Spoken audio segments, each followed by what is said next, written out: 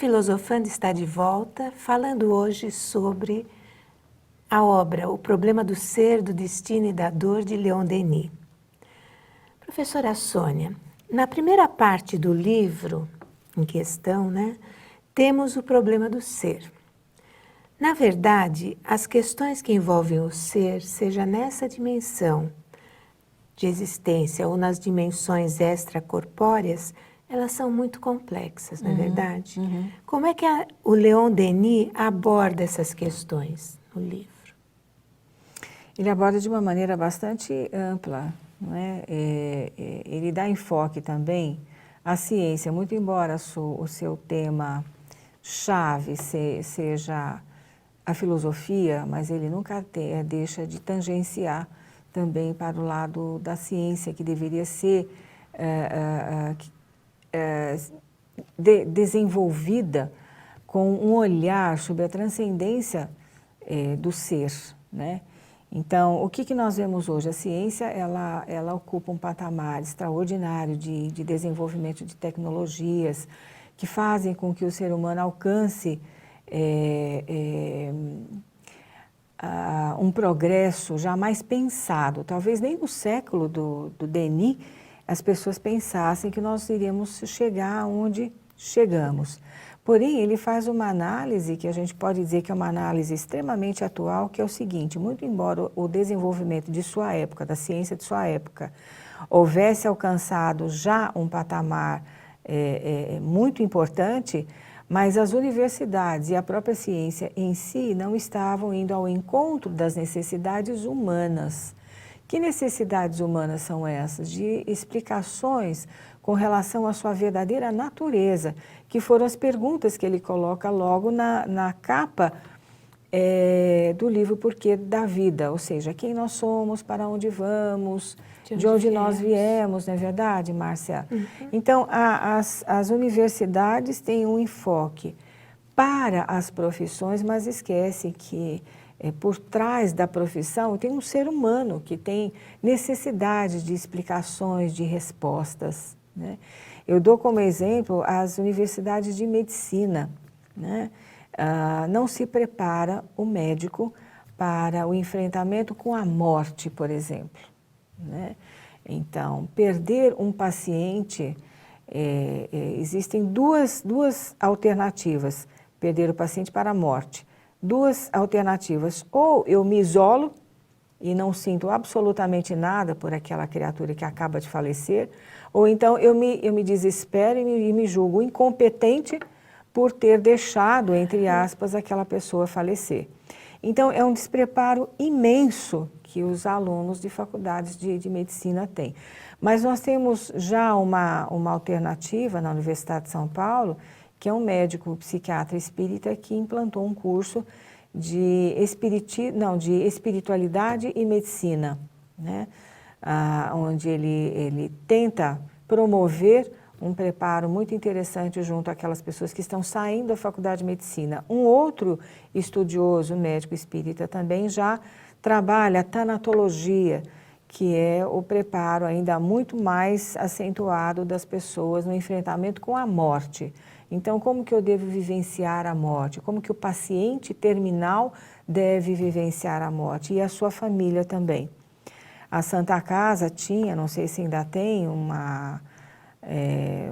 local específico onde as pessoas são deslocadas das UTIs para uma residência juntamente com os seus familiares, esperando a morte ali, mas não de forma mórbida, não. Tendo todo o atendimento necessário de que precisam ter para que possam ter uma morte digna, né? Mas sempre tendo assistência, alimentação adequada, minimização do sofrimento o máximo possível. Me parece que existe também um hospital de câncer no interior de São Paulo que também faz a mesma coisa. Então, veja como é, de certa forma, essas ideias de Denis e de Kardec, que já estavam tangenciando, né, o seu pensamento, foram se concretizando aos poucos e, graças a Deus, sob o olhar da filosofia espírita. Professora Sônia, somos levados a crer que se o cristianismo de Jesus tivesse se conservado, ou seja, se seus representantes tivessem mantido os ensinos de Jesus numa linha uniforme de desenvolvimento do autoconhecimento, do conhecimento em si e dos sentimentos de harmonia e paz que ele próprio exemplificou, o ser poderia ter se desenvolvido melhor e sem conflitos, como somos hoje. É verdade, Márcia. Veja só, essa ruptura que houve num determinado momento entre ciência e religião complicou a vida de todas as pessoas. O cristianismo, na sua autenticidade, infelizmente foi transformado numa religião mítica e mística. Os ensinamentos mais importantes do Cristo se perderam ao longo de uma Idade Média inteira, não é? A essência do ensinamento do Cristo foi restaurado pelo Espiritismo, então é isso que nós espíritas deveremos enfatizar, até quando se fala de filosofia espírita, porque nós vemos muitas vezes as pessoas falando de filosofia e de filosofia espírita e esquecem de Jesus. Jesus é o nosso mestre, é aquele que está ali numa figura subliminar importante a nos conduzir para a verdade, para o bem, por isso que ele é o caminho, né? Agora, sem dúvida nenhuma, que se o cristianismo de Jesus não tivesse sido deturpado pelos homens como foi, é o que a gente sempre diz, nós não estaremos numa situação conflituosa como estamos hoje.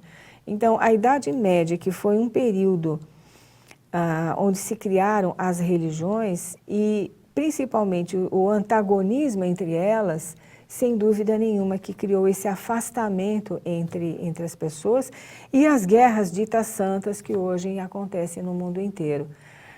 É uma pena, não é?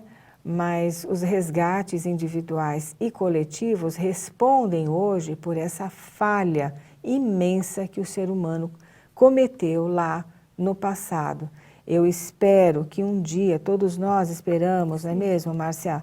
Que um dia os princípios espíritas sejam restaurados, juntamente com o Evangelho do Cristo, no seu devido patamar de orientador de toda a humanidade.